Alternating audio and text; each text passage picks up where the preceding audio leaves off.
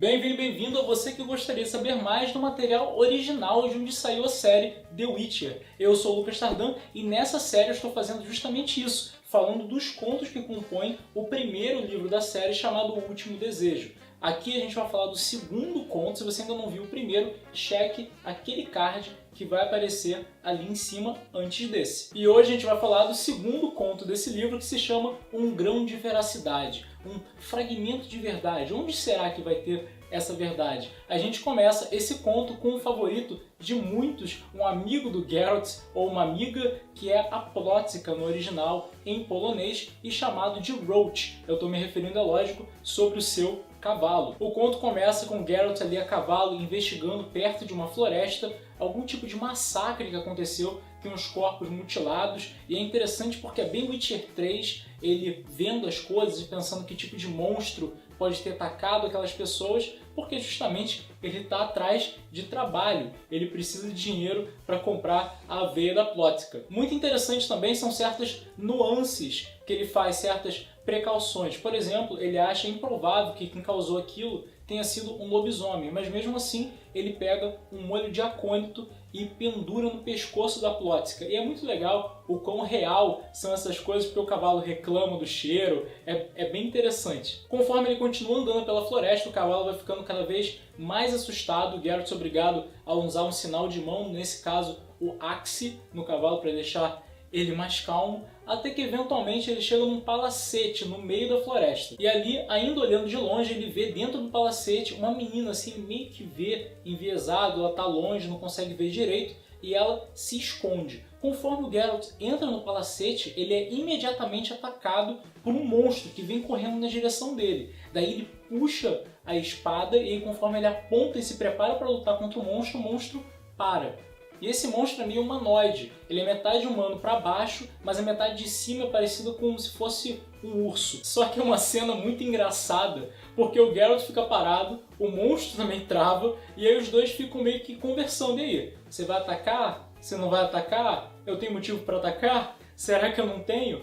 E a cena se torna mais cômica ainda, quando na verdade o monstro acaba convidando o Geralt para comer. Depois de eles ficarem horas lá parados olhando um para a cara do outro, ele resolve, então beleza, entra aí então, você é meu convidado, vamos bater um papo. A gente descobre que o nome desse monstro é Nivellen, ou Nivellen, mas que ele é chamado pelos locais de Papão, ou o Ogro. Ele acaba chamando o Geralt para comer porque é raro que apareça alguém ali que não tenha medo dele. Ao mesmo tempo, esse começo de conversa é meio estranho, porque eles não têm certeza ainda se o outro não vai realmente fazer mal. E é engraçado porque o Nivellen tenta ser um bom anfitrião e ele tem algo que é muito curioso, que tudo que ele pede, a casa faz aparecer. Então se ele fala luz, os candelabros se acendem e tal. E o Geralt pergunta desde quando que ele é capaz de fazer aquela mágica.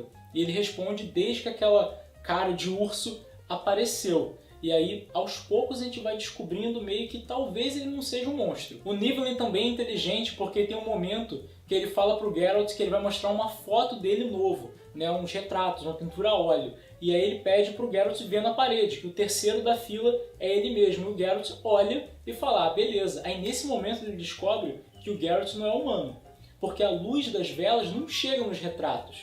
E o Geralt conseguiu ver, ele fala, você não é humano, né? O que você é? Aí o Geralt fala, ah, beleza, eu sou um Witcher. E aí é muito legal porque você percebe todas as estratégias que eles estavam fazendo no começo. Porque ele fica com medo, ele já suspeitava que o Geralt fosse aquilo e por isso que ele estava fazendo aqueles testes. Mas a gente descobre que o Geralt também estava fazendo testes. Quando, por exemplo, o Nivellen toca no medalhão dele, ele consegue tocar naquele medalhão e ele consegue usar pratos de prata. Ele nunca conseguiria se ele fosse realmente um monstro, o que significa que, na verdade, ele é um humano amaldiçoado. Ele revela que realmente foi isso que aconteceu, ele acabou sendo amaldiçoado por um templo muitos anos antes, e desde lá ele ficou com aquela cara, todo mundo fugiu dele, mesmo ele tendo dinheiro, e desde então ele fez uma tática, que é, sempre que aparece alguém lá, um comerciante, ele fala, ah, beleza, então eu vou te dar uma grande fortuna se você deixar a sua filha comigo durante um ano.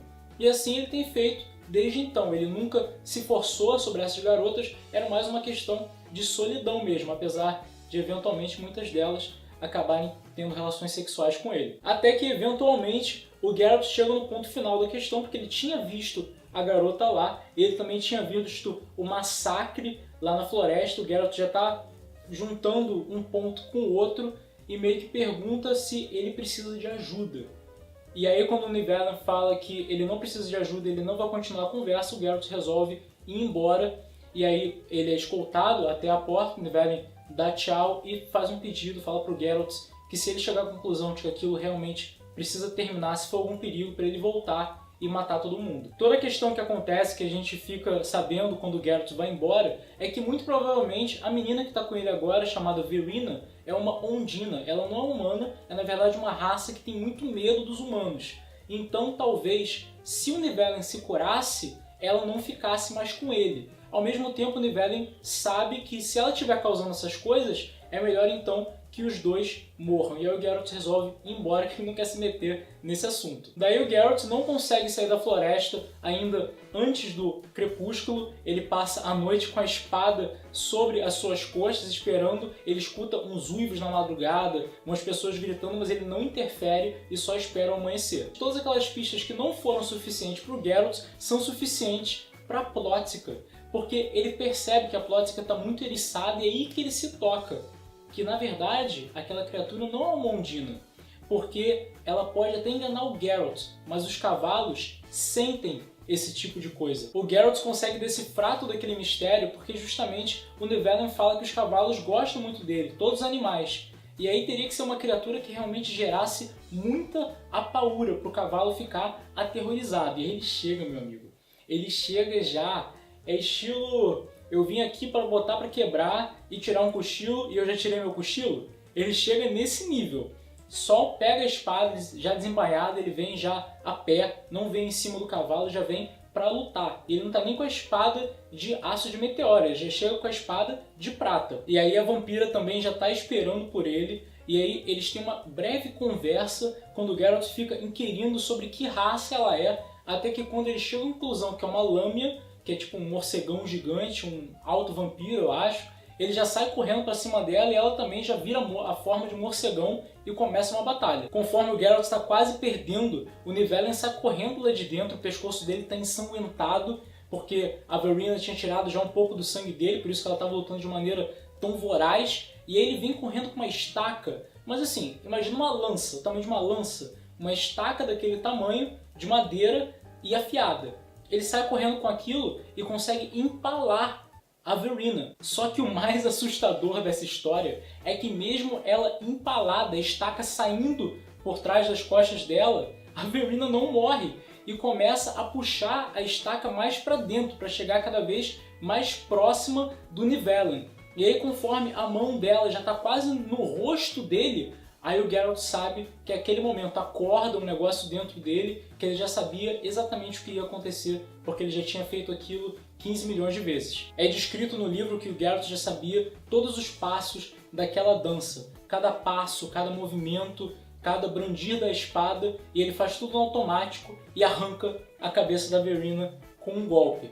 Só que antes que ele fizesse isso, nesse curto período de tempo, entre ele sair do lugar que ele estava até arrancar a cabeça dela, os dois conseguem ouvir, agora eu não lembro se é por telepatia ou se ela chega a falar, que ela fala: é meu, se referindo ao Nivellen. Se não for meu, não vai ser mais de ninguém. Eu amo, eu te amo. Essa cena é muito chocante, inclusive pro Geralt. Depois que ele arranca a cabeça da Verina, ele fica se perguntando ali durante alguns segundos se o que ele está fazendo é certo.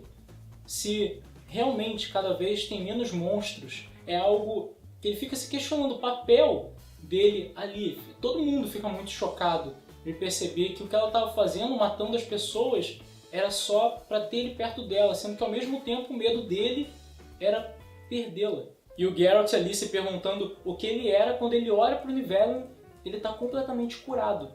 Ele não é mais parte urso, parte porco, parte sei lá, ele é completamente humano. E o Nivellen não consegue entender. Primeiro ele está chorando, depois ele está chocado, depois ele está feliz. Ele fala: Witcher, como isso é possível?